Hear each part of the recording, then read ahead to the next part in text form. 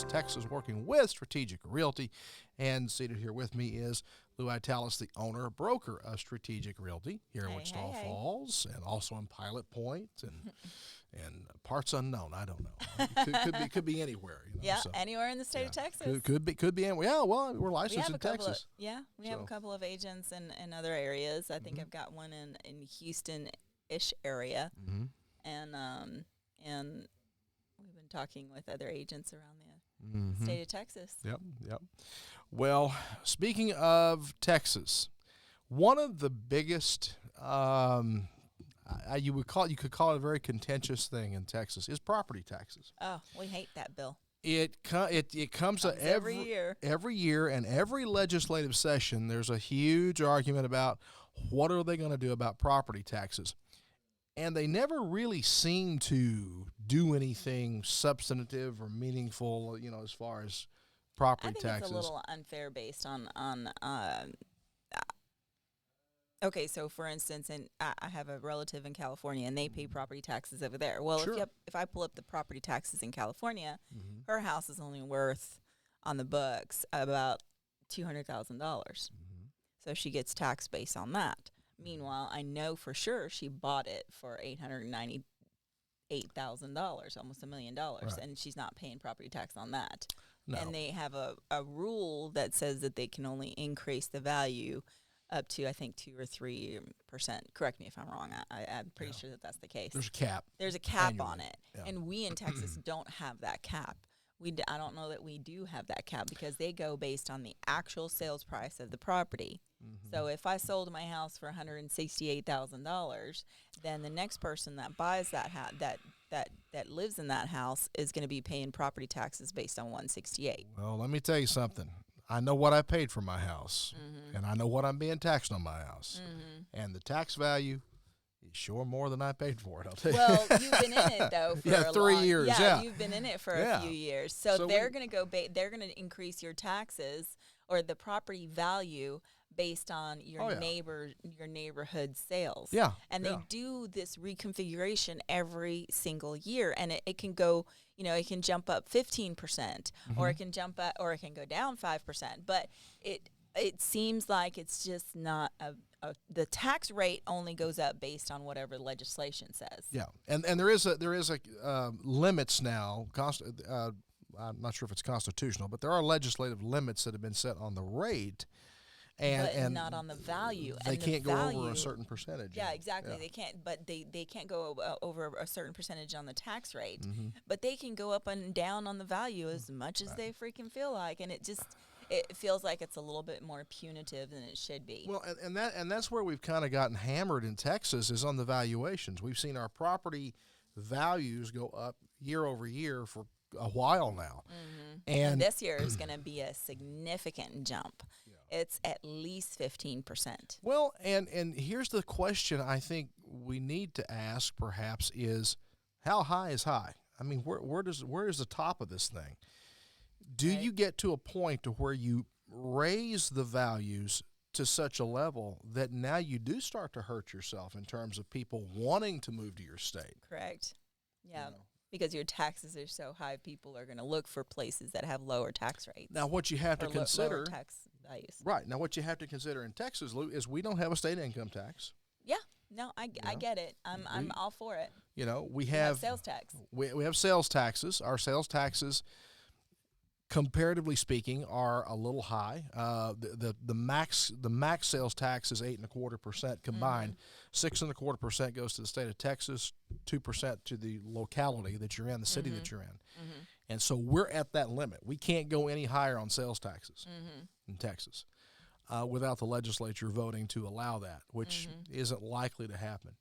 But there's this big push to.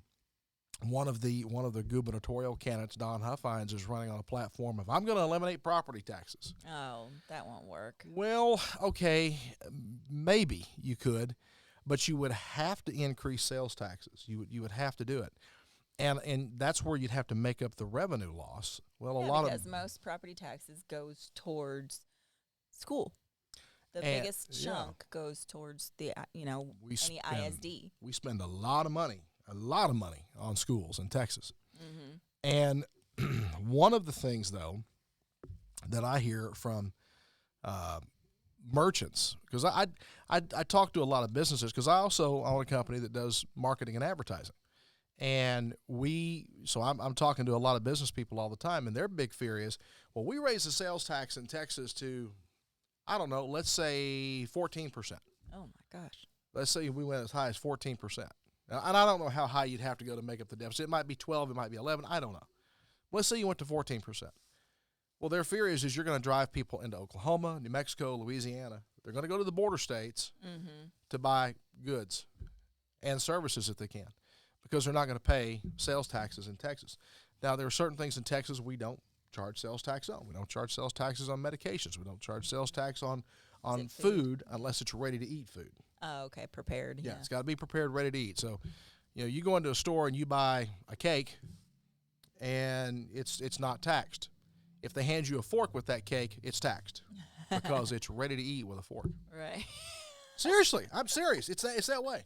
So Wow. it's weird, but we've had this property tax debate ongoing and for as long as I can remember in Texas. It is our legislature only meets every other year, thank God, and every time the legislature meets, this is one of the big topics.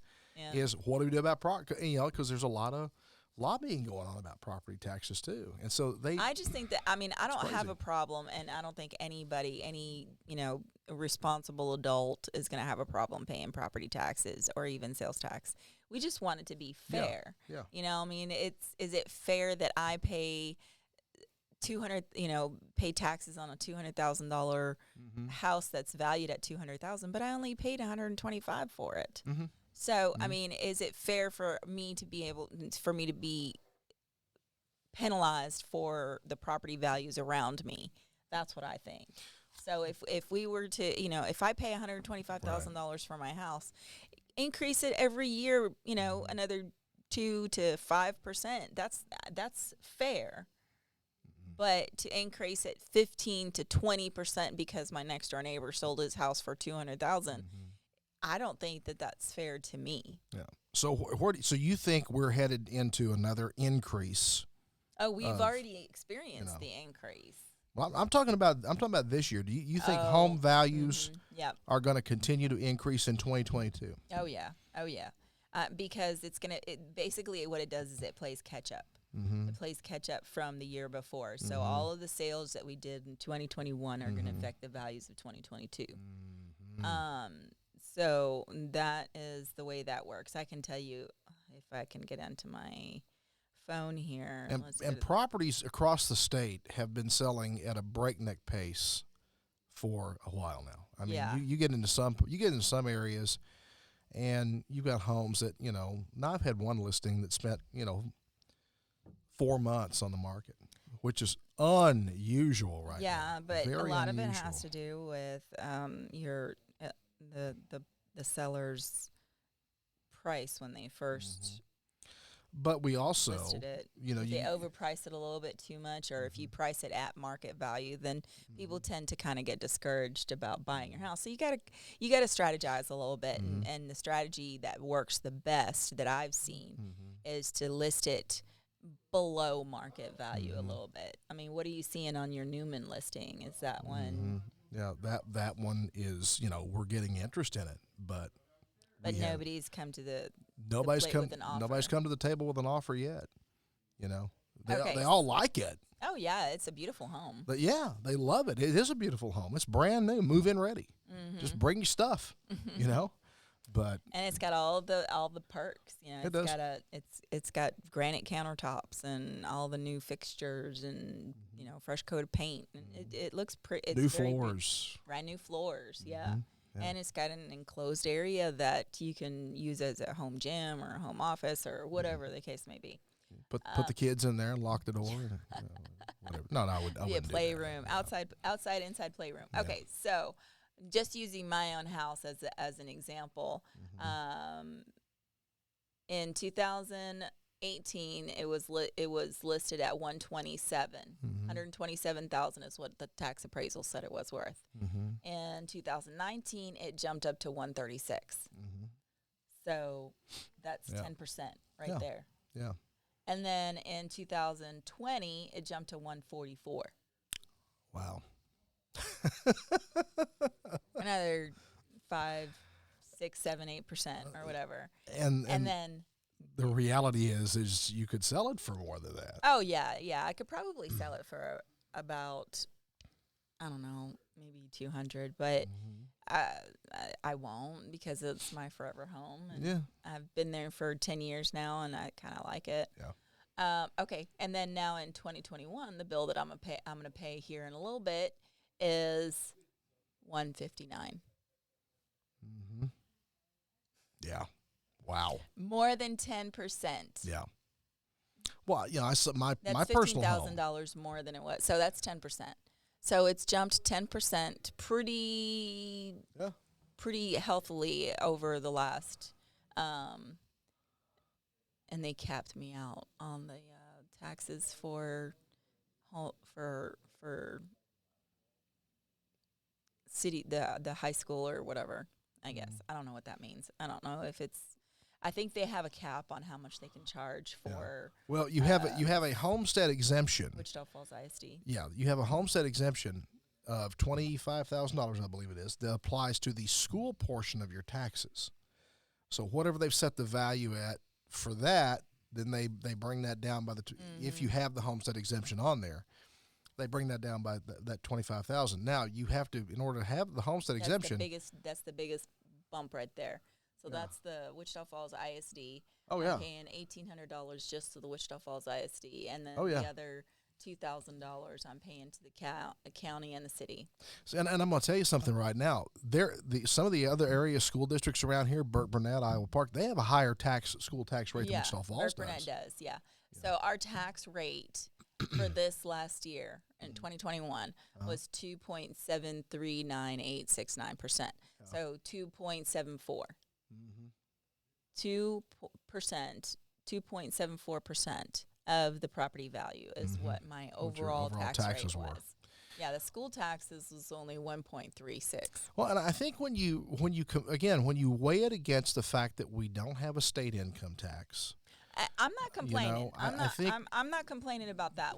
There's an offset there. I'm not complaining about the tax rate. I'm perfectly fine with the tax rate, but this bump of 10% in the value on my property value every year is just crazy because now I'm paying $40,000 more. I mean, my house is $40,000 worth $40,000 more than what I paid for it. Right. So whenever I go to get a car, for instance, I pay based off of what I paid. That's my sales tax. Sure. And property values should be more or less. I mean, I think that it's fair for it to be more or less the same. If I only paid $125,000 for it, then it should be that for 10 years, or every year bump it up a little bit. Well, but 10% is just a lot. It So. If for people that are and next year I bet you anything it's going to go up at least 15%. You think so? Oh, I'm pretty sure. Once I see that 2022 bill, I'm going to be like, bull crap. No, this can't be right. Yeah. Negative Ghost Rider. Somebody's trying to get to me. No, they want to kick me out of my house. Well, and we see a lot of clients that are doing that. They get their tax bill in there. They're disgusted with it, and they've already fought with the city to try and get it reduced or whatever, and they're like, I'm just going to move. I'm going to sell my house, and I'm going to move. Well, it doesn't get any better because you sell your house, you move, and you buy another house, and now you're paying. No. Because I guarantee you're not going to be able to get a house as cheap as you did when you first got that one, and so it gets kind of crazy. Here's one of my favorites. What? Well, I rent because that way I don't have to pay property taxes. No, that's not how that works. You're paying their property tax You're plus paying, some. Your landlord has to pay property taxes on that house or apartment building or whatever. Mm-hmm.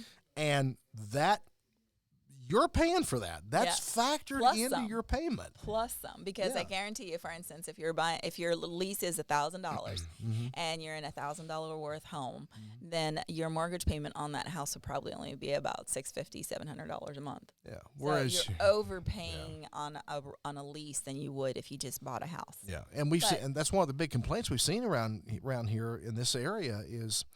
I saw something yesterday. I think it was cost of living in Wichita Falls with between 20 2010 and 2012, I believe, was the time frame that they used. No, I'm sorry. 2010 and 2021. Sorry. Between 2010 and 2021. So a decade. A little dyslexia there. Plus. Yeah, I've got a little. The cost of living in Wichita Falls increased about 12%. Yeah. About 1% a year. That's a significant jump for us when you consider that the cost of living here traditionally has been very, very low, and people have kind of gotten accustomed to that. Well, now it's going up.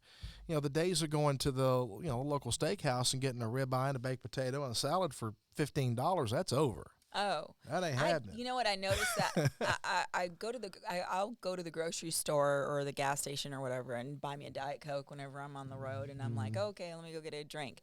And I've noticed from the beginning, whenever like I went back in my own mind and checked my history, I remember when that's a scary place. I know. It's a little terrifying, but I remember like 5 years ago, I could get a Diet Coke for $1.49 or $1. Sure. You know, now it's at almost $2.80.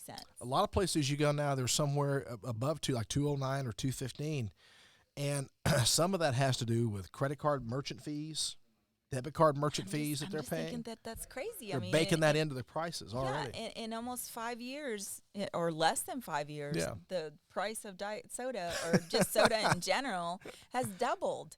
And if that doubled, then just imagine everything else. I mean, milk is, it's just me, so I only get like a little quart of milk every 2 or 3 months because that's how much milk I drink. And it's like $3 for just this little tiny quart. Not me, sister. I'm keeping the Brahms and Burke Burnett in business all by myself, I'm telling you. But 3 grandchildren, and they're all drinking milk. Oh, gosh. So anyway, they all love it. So anyway, but you know, the whole thing about the property taxes, though, is it's an ongoing debate. Guys, I don't think property taxes are going anywhere. I don't think we're going to be able to eliminate them. You got to work it out. But I do think at some point they're going to have to come up with a better plan than just, well, let's just raise the valuations every year. I mean, there's going to have to be a better strategy when it comes to property taxes. Because I think so. You're a real estate agent. You love to see property values just keep going up and up and up. No, because it can be it's going to hurt. It's going to hurt us. Yeah, it's going to be a burden for the buyer. Yeah. Okay, so what usually happens whenever you have a mortgage and your property values go up so significantly, as we are starting to see, you're gonna have a little bit of a sticker shock when you get the next bill, because escrow is going to your escrow account where they are putting your taxes and your insurance that they're collecting from you every month is going to recalculate. Once they get that bill and they pay it, you're going to be in a deficit in your account, and so they're going to adjust your mortgage payment going forward. Sometimes it will. I very highly doubt that they're going to over collect and pay the bill and then start giving you money back. But that can happen if they over calculated it for some reason and they send you a check, because they'll do that every year. Every year they'll rebalance your account. And if they send you a check from your escrow company, don't cash that. Have them hold that for next year, because you never know what's going to happen. And I guarantee there's going to be a lot of people that bought houses this year that are going to, and they bought their house with a mortgage payment of $1,500 a month or less than that. I don't know exactly what the amount is, but and they're going to see next year, they're going to see their bill from the lender be about $300 or $400 more than what they were used to, and that might put some hardship on people. Yeah, that you think, well, it's on those that bought a house at their top of the, like when we talk to a customer and we ask them, well, what can you afford? What's the don't look at what the bank says that you're approved for, because that's going to be freaking nuts. I mean, they'll tell you that you're approved for $300,000, but don't do it. Buy something that you can afford. If you can afford $1,000 a month monthly payment, then we would divide that by 7 or multiply that by 7, and we'll get to your basically the way it works is it's like for every 1,000 that you borrow, it's $7, $6 to $7 more or less. Probably more towards the 6 because our interest rates are still pretty low, but that's going to start going up too. So be careful. So basically, if you said that your $1,000 a month is your tippy top that you can afford, so you're looking at, let's see, 6 times. Let's see if I can do some math here real quick. No, that's not how I do it. Good gosh, why can't I do the freaking math? All right, so 6 times 120 is 720. So if you're trying to look for a house that's $1,000 or less, you're looking at the maximum $150,000. Yeah. So if that's what you did whenever you talk to your real estate agent, your next bill is probably going to be about $1,200 to $1,300. Yeah. So be prepared for that. And your escrow account will actually send you a notice saying your mortgage payment is going to increase this much. Right. Because you have a deficit, or you can pay $700 now to cover that deficit, and your mortgage payment will stay the same. Right. So it doesn't create a hardship for you. Right. So you really have to weigh the pros and the cons on that. If it's only going to increase your mortgage payment at less than $100, then maybe that's not such a big deal. Yeah. But just keep in mind that escrow bill that you get, you really have to make sure that you are being smart about the decision that you make, because it can cause a hardship. Your mortgage payment goes up even $100. Sometimes that can cause a hardship. Right. One way or and another. And then you wind up getting into foreclosure because you can't pay the mortgage. Yeah. Well, and that's kind of been my thinking is, I don't care what else I pay. Your mortgage. I'm paying my first, mortgage. Yeah. I'm priorities. The mortgage, and I think one of the things I agree. Are you familiar with Dave Ramsey, the financial guru? I've heard the name, but I haven't really listened to his podcast or his YouTube videos or whatever. Dave's big thing is debt. All debt is bad. Debt is bad. Period. Debt is bad. And the ultimate goal for anyone should be a paid off home mortgage. Yeah. Pay that house off as quickly as you can. Well, yeah, because if you really think about it, you're almost double paying for the house when you get a mortgage, because in 30 years you're going to have paid for that thing twice. You're going to have paid for that sucker twice. Yeah, so that should be, and I have to agree with that. I think that really should be a goal that we all aspire to, is pay your home off as quickly as you can, so that you get that off your plate. And then especially if you do decide, say you're able to pay your home off in 15 years as opposed to 30, and then 15 years down the road, you're in a much better financial position than you have been before, and you decide, I want to upgrade. I want a bigger house, or I want to downgrade. I want a smaller house. Well, you may be able to, if you want to downgrade, you may be able to sell the house you've got and make enough money to just pay for the smaller home without getting a mortgage, or without getting a mortgage. Or if you need to upgrade, maybe you'll net enough money out of the sale of your paid off home to put a massive down payment on your new home. Do it. And although I would recommend, if you are getting a large amount of proceeds, take care of your credit card debt first. Yes. Because that interest rate that you're paying on your credit card is going to be a lot higher than you would on your mortgage payment. Oh yeah. Oh yeah. Even on a good credit card, you're probably paying 12%, 13% on a really good one, and most of them you're paying in excess of 25%. Some of them you're paying closer to 28 or 29%. Yeah. Department store credit cards, I think I read somewhere the other day, most of the department store credit cards now, they're averaging something like 28, 29% interest. So like Dillard's or Penny's or any of that stuff. So credit cards are really only supposed to be like a stopgap. Like if for instance, for this month I really need a couch or whatever, and I don't have $700 to go buy a couch, I'll put it on a credit card and pay it off in a few months. Yeah. Versus, just keep and using the credit card with everything that I buy. Yeah. And then that balance goes up pretty quick. It does. It does and then indeed. Pay the minimum payment every month. You're never going to get out of debt. Yeah. And so, and then that of course hampers you when you do go to buy a house. That's one of the things that Your debt to income ratio. yeah, you want that debt to income ratio to be as low as possible. I think typically not more than what 46, 48%. yeah. I think is what. Well, it depends on the lender. So some lenders, they do have products that will allow for a little bit higher, but I think from what I've experienced, I don't think that I've gotten